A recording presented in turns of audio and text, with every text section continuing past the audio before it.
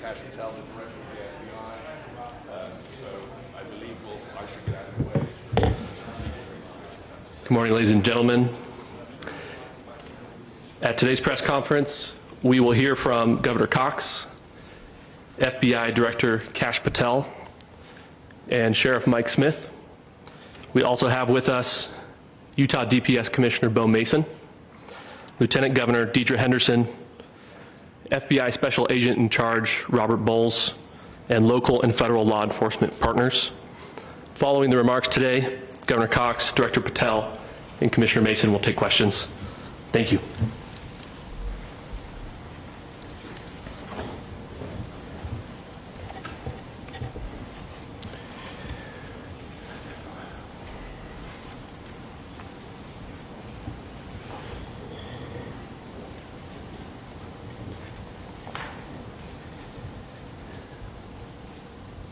Good morning, ladies and gentlemen. We got him. On the evening of September 11th, a family member of Tyler Robinson reached out to a family friend who contacted the Washington County Sheriff's Office with information that Robinson had confessed to them or implied that he had committed the incident. This information was relayed to the Utah County Sheriff's Office and scene investigators at Utah Valley University. This information was also conveyed to the FBI. Investigators reviewed additional video footage from UVU surveillance and identified Robinson arriving on UVU campus in a gray Dodge Challenger at approximately 8:29 a.m. on September 10th, in which he is observed on video in a plain maroon t-shirt, light-colored shorts, a black hat with a white logo, and light-colored shoes. When encountered in person by investigators in Washington County on September 12th, in the early morning hours, Robinson was observed in consistent clothing with those surveillance images. Investigators interviewed a family member of Robinson who stated that Robinson had become more political in recent years. The family member referenced a recent incident in which Robinson came to dinner prior to September 10th, and in the conversation with another family member, Robinson mentioned Charlie Kirk was coming to UVU. They talked about why they didn't like him and the viewpoints that he had. The family member also stated Kirk was full of hate and spreading hate. The family member also confirmed Robinson had a gray Dodge Challenger. Investigators identified an individual as the roommate of Robinson. Investigators interviewed that roommate, who stated that his roommate, referring to Robinson, made a joke on Discord. Investigators asked if he would show them the messages on Discord. He opened it and showed several messages to investigators and allowed investigators to take photos of the screen as each message was shown by Robinson's roommate. These photos consisted of various messages, including content of messages between the phone contact named Tyler with an emoji icon and Robinson's roommate's device. The content of these messages included messages affiliated with the contact Tyler, stating a need to retrieve a rifle from a drop point, leaving the rifle in a bush, messages related to visually watching the area where a rifle was left, and a message referring to having left the rifle wrapped in a towel.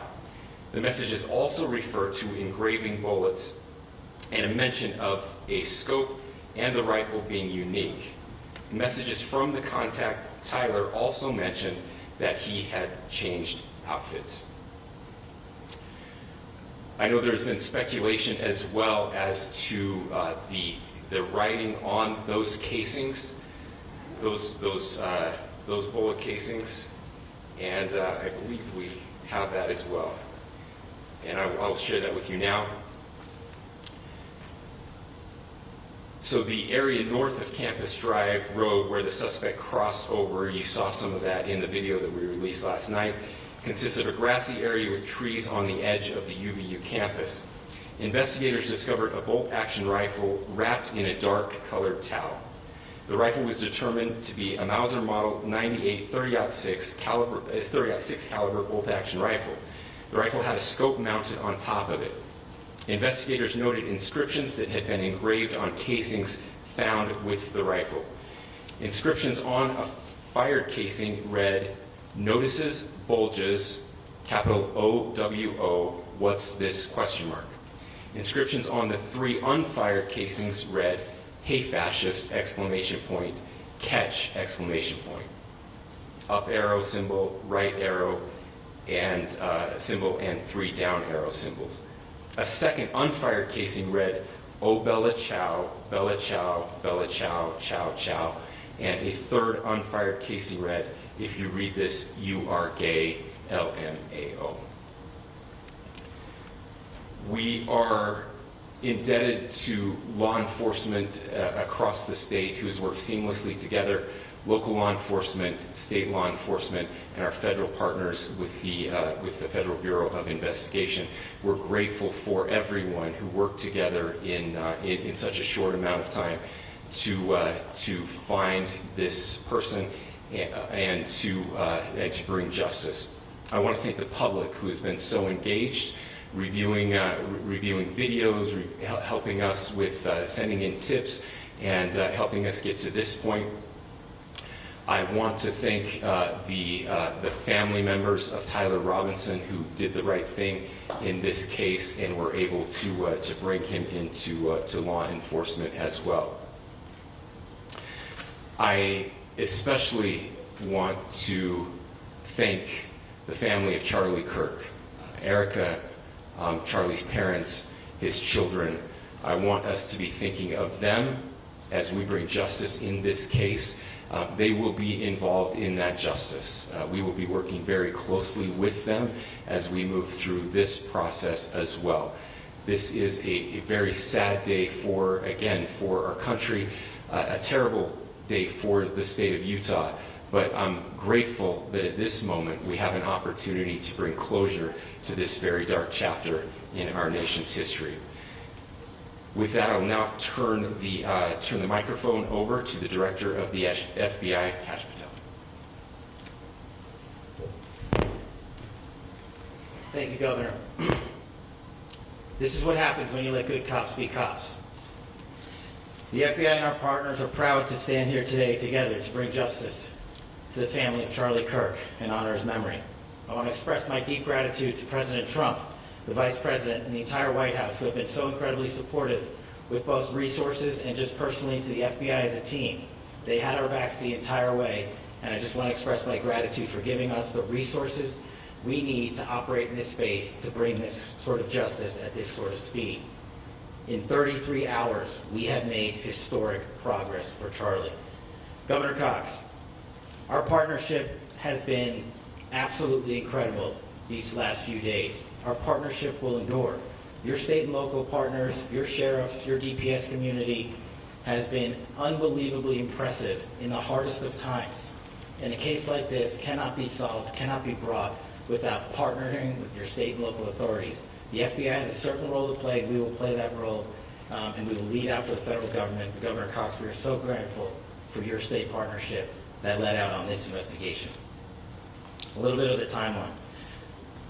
Charlie was shot at 12:23 p.m. on Wednesday. The first FBI agents arrived on scene in 16 minutes with chiefs of police at 12:39 and secured the scene. The FBI immediately launched fixed-wing assets. We utilized these assets to transport personnel, specialty technicians, hostage rescue teams. We also utilized these assets to go back and forth from the East Coast and here in Utah to transport forensic evidence and other evidence that will be analyzed and is being analyzed at our FBI laboratories in Quantico and other laboratories, including the ATF.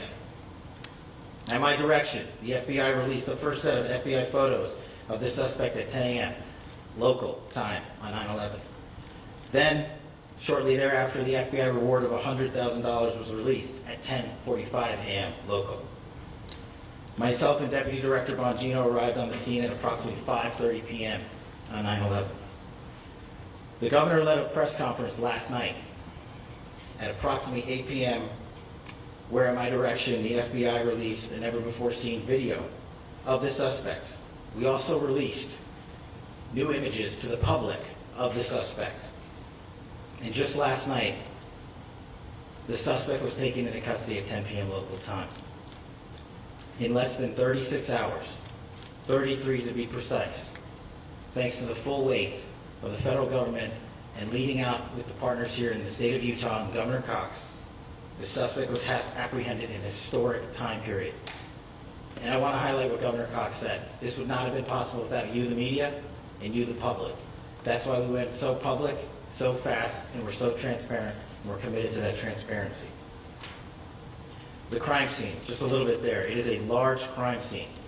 State and local authorities, along with federal authorities, processed that crime scene quickly.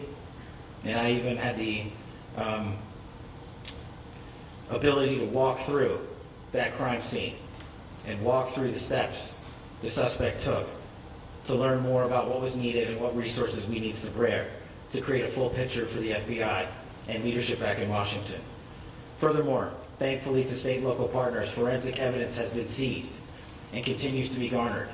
Forensic evidence has already been evaluated at FBI laboratories in Quantico and state and local authorities here. We will continue to process evidence as we see it, as we collect it, and we will continue to deliver to Governor Cox and his team. Last night we had a total of approximately 7,000 leads. As of this morning, thanks to your great work, we have over 11,000 leads that were called in to the FBI. And we are running out every single lead that we can. Every one of those leads will be run out. The arrest is a testament to the dedication of good law enforcement being great, and partnerships in law enforcement, which I've tried to highlight as my tenure as the director of the FBI. There is no better relationship for law enforcement than the FBI to partner with state and local authorities, and you've seen it here in these last few days. The FBI Salt Lake field office, along with our offices in LA, Phoenix, Denver, San Antonio, Las Vegas, Pittsburgh, Buffalo, our headquarters component in Quantico, all participate in the FBI. I want to express my deep gratitude to the employees of the FBI, the men and women, the evidence response team tacticians, the special operators, the agents, the support staff. You have done monumental work in historic time when the public, who had a right to demand such an expeditious solving of an investigation, the FBI answered that call diligently, critically important to our nation, and we delivered. And I'm proud to be their leader, and I'm proud to be the director of the FBI.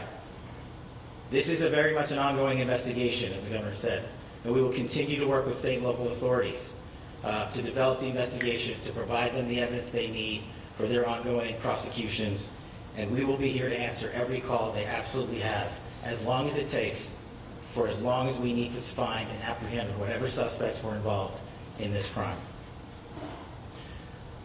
Lastly, to my friend Charlie Kirk,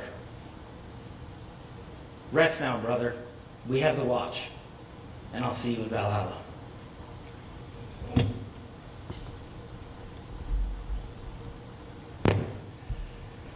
Thank you, and good morning. I would just like to take a few minutes as the sheriff to express my gratitude for everybody who has played a part in this investigation. As you know, it's been a vast, a complicated, and a very, very fast-paced investigation. You're looking at people standing up here who are running on, if they got an hour's sleep in the last couple of days, they're probably lucky. It has been very taxing. It has been so impressive, speaking on behalf of the local law enforcement, to see the cooperation that we've seen in this type of case. Across the state, sheriffs, chiefs, our state partners have stepped up and have come to the call on anything that we needed. Our county chiefs have been phenomenal. Our Utah County Attorney, Jeff Gray, who's standing up here with us, has been phenomenal in leading us through this investigation. I would like to thank the federal government for their resources, their assets. Our local team here, our FBI team, has been extraordinary in helping us work through this and bring this person to justice. Most of all, I would like to thank the public, and specifically, I would like to thank the public who turned to prayers and who turned to positiveness for us. I would like to thank them on behalf of the law enforcement community, because we needed those prayers. That's what we needed to get through this. We needed your support, and you gave it to us. We needed your patience, and you gave it to us. And I would like to thank you for the Kirk family, because that's what they need, is your support and your prayers, and that will get us through all of this. So thank you everybody that has stepped up. We've had such a phenomenal response to this. Thank you.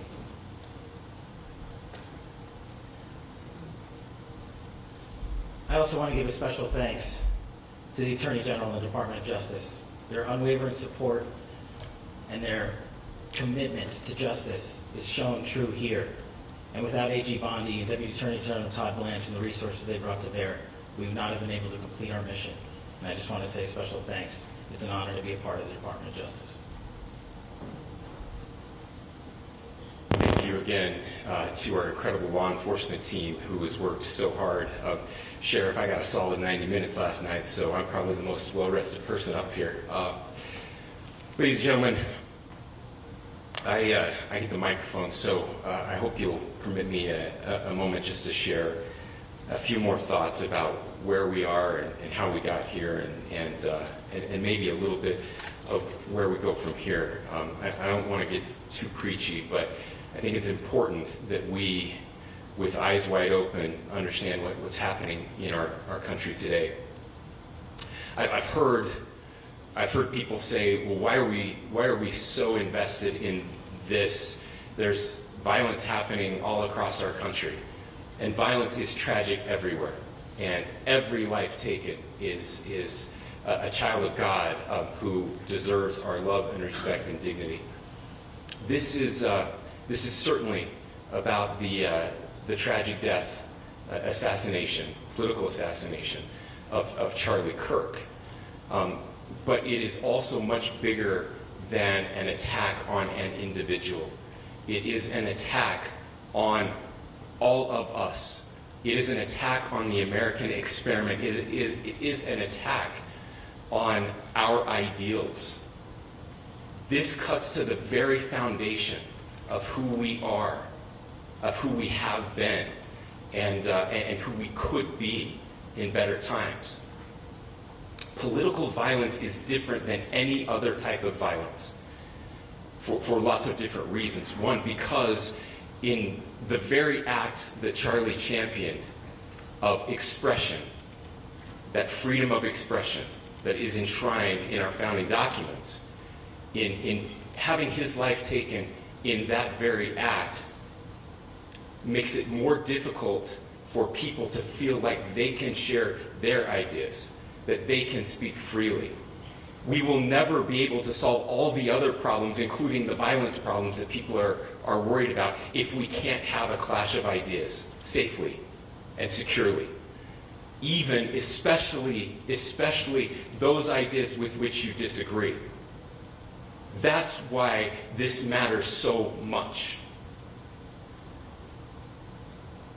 Over the last 48 hours, I have been as angry as I have ever been, as sad as I have ever been. And it was, as anger pushed me to the brink, it was actually Charlie's words that pulled me back. I'd like to share some of those, and specifically right now, if I could, I need to talk to the young people in our state, in my state, and all across the country. As President Trump reminded me, he said, you know who really loved Charlie? The youths. And he's right. Young people loved Charlie, and young people hated Charlie. And Charlie went into those places anyway. And these are the words that have helped me. Charlie said, when people stop talking, that's when you get violence. He said, the weak can never forgive. Forgiveness is the attribute of the strong. The only way out of the labyrinth of suffering is to forgive. Welcome without judgment, love without condition, forgive without limit. He said, always forgive your enemies. Nothing annoys them so much. A few months ago, I referenced this last night, Charlie posted to social media, when things are moving very fast and people are losing their minds, it's important to stay grounded. Turn off your phone, read scripture, spend time with friends, and remember internet fury is not real life. It's going to be okay. He again said, when you stop having a human connection with someone you disagree with, it becomes a lot easier to commit violence. He said, what we as a culture have to get back to is being able to have a reasonable agreement, where violence is not an option. Now, again, to my young friends out there, you are inheriting a country where politics feels like rage. It feels like rage is the only option. But through those words, we have a reminder that we can choose a different path. Your generation has an opportunity to build a culture that is very different than what we are suffering through right now. Not by pretending differences don't matter, but by embracing our differences and having those hard conversations. I think we need more moral clarity right now. I hear all the time that words are violence. Words are not violence. Violence is violence. And there is one person responsible for what happened here. And that person is now in custody and will be charged soon and will be held accountable.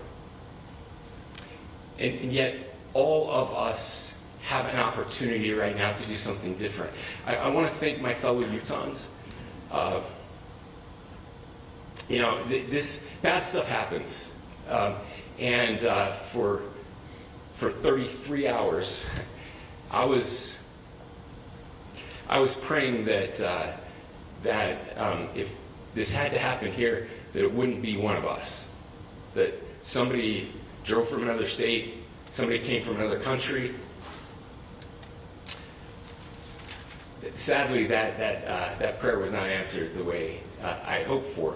Just because I thought it would make it easier on us if we could just say, hey, we don't do that here. And indeed, Utah is a special place. We lead the nation in charitable giving. We lead the nation in service every year. But it did happen here. And it was one of us. But I want you to look at how Utahns reacted the last 2 nights. There was no rioting. There was no looting. There were no cars set on fire. There was no violence. There were vigils and prayers and people coming together to share the humanity. And that, ladies and gentlemen, I believe is the answer to this. We can return violence with violence. We can return hate with hate. And that's the problem with political violence, is it metastasizes. Because we can always point the finger at the other side. And at some point, we have to find an off-ramp, or it's going to get much, much worse. But see, these are choices that we can make. History will dictate if this is a turning point for our country. But every single one of us gets to choose right now if this is a turning point for us. We get to make decisions. We have our agency. And I desperately call on every American, Republican, Democrat, liberal, progressive, conservative, MAGA, all of us to please, please, please follow what Charlie taught me. I'll just conclude with words I share often from a friend and author, Yuval Levin, who was asked if he was optimistic about our country. And he said, I'm not optimistic. He said, I hate optimism. God, that sounds bad. But he said, optimism is a vice. It's this idea that good things are just going to happen. And he said, in the history of the world, good things have never just happened. He says, I'm not optimistic, but I am hopeful. And hope is the virtue that sits between the vices of optimism and pessimism. Hope is the idea that good things are going to happen because we can make them so. I still believe in our country. And I know Charlie Kirk believed in our country. I still believe that there is more good among us than evil. And I still believe that we can change the course of history. I'm hopeful because Americans can make it so. Ladies and gentlemen, we're happy to answer any questions you might have. Governor, can you please speak to whether the suspect is speaking with authorities and his demeanor, Tyler Robinson, when he turned himself in? I cannot speak to that. Governor, how do you interpret his motivation? Governor, how do you interpret the engravings on the casing? Well, I will leave that up to you to interpret what those engravings mean. I think the clearest one that says "catch fascist," there's not, and by the way, that's like catch like a ball, catch this. I think that speaks for itself. Governor, So you talked about this level of hatred that this person expressed at a dinner. Beyond that, is there anything in your view that you've discovered that may have radicalized or changed him to prompt him to commit such a horrific act? There's nothing more that we can share at this time. Governor, you indicated that he had been communicating with a friend on Discord about the gun. Do you anticipate any more arrests? We do not at this time have any information that would lead to any additional arrests. Do you believe he acted alone? Yes, but the investigation is ongoing. Can you tell more about the family, what they had to say about the suspect? How he came into custody of police and where he is right now, Mr. Robinson? Yes, so right now, Mr. Robinson has been booked into the Utah County Jail. You heard the president this morning report that he was taken into custody, that his family and a friend helped to deliver him into custody of law enforcement in Washington County. For those of you that don't know where Washington County is, it is the southernmost, southwesternmost part of the state of Utah. It's about a 3.5 to 4 hour drive from here, where we are right now, and that's where he lived and where they turned him. Is he talking More about the family is saying about Tyler Robinson? I can't share any more than what I've already shared. Is he talking with Governor, do you have authorities? details on how he got back to Washington County and how the gun was obtained? So, how we obtained the gun was found. No, how the was found shooter in- obtained the gun and how the shooter then was able to get back to Washington. So I don't have much more details on that. We do know that he drove. We had his car here on campus, and then we had his car going south back to the St. George. It's actually the city of Washington in Washington County. Is he talking with authorities and did he discuss a voting?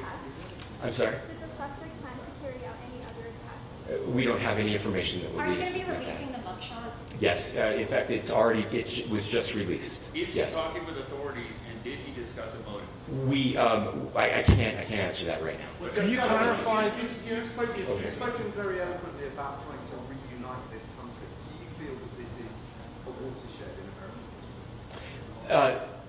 history? I absolutely believe that this is a watershed in American history, yes. The question is what kind of watershed?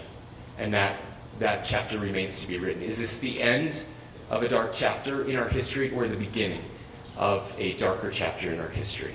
Look, I mean, if you look at true political assassinations in this country of someone of this stature, this feels a lot like the late 60s. And having one so gruesomely displayed on camera in all of our hands and in all of our pockets, we are not wired as human beings biologically, historically. We have not evolved in a way that we are capable of processing those types of violent imagery. And by the way, we've seen another one with a gruesome stabbing very recently that went viral. This is not good for us. It is not good to consume. Social media is a cancer on our society right now. And I would encourage people to log off, turn off, touch grass, hug a family member, go out and do good in your community. That is happening, and it's happening organically right now. I had a friend in a small city in Utah who said, we're getting together, the Republicans and Democrats in my little town are getting together to have a discussion last night. just to find a way to find their better angels. So yes, this could be. I mean, you know, again, you have to go back to JFK to have seen a video live of something like this happening. I wasn't born until 1975, but I know that things were really dark in the late 60s. Sorry to some of you. I know some of you were there. This is our moment. Do we escalate, or do we find an off-ramp? And again, it's a choice. It's a choice, and every one of us gets to make that choice. Two more questions right here. Could we clarify that the release of those enhanced images at 8 p.m., the timeline that Director Patel gave us, led to the arrest at 10 p.m.? Is there a direct connection between those two events? I cannot comment if there is a direct connection or not, but all I can say is that that through some process, the family came to know that this had happened. One more thing, Governor. Could you just clarify the clothing issue you mentioned earlier? Was he changing outfits? Correct. Could you just clarify this? Yes. So when he's first spotted on campus, he has different clothing on, and then he changes clothing on the roof, and then changed back into that clothing at some point, so that when he was apprehended, when he was arrested, the clothing matched the clothing he had on before the shooting here at UVU. Last question here. You said that the suspect was from Utah. Can you kind of tell us a little bit more about where, and was he a student here at this university, and is there any history of mental illness? Yeah. So I don't have any information on the mental illness part. He was not a student here at UVU. He was living and had lived for a long time with his family in Washington County. Thank you, everyone, for your great work in getting this information out. I would just say, process-wise, this may be important. I know many of you aren't familiar with the process in Utah. I think it's important that you understand that. Basically, we have 3 days for charging documents to be filed. A CI will be filed. We'll have more information then, more detailed information as those charging documents are filed in preparation for a preliminary hearing. So 3 days. So we would anticipate then that early next week those charging documents will be filed. We will obviously be working. The county attorney will be working very closely with Mr. Kirk's family as those documents and decisions are prepared and made. Thanks, everyone.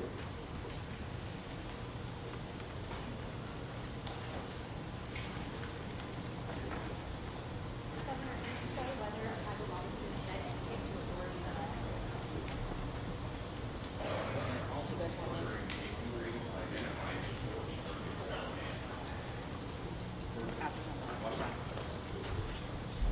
After John Miller. Yeah, they're going to want you.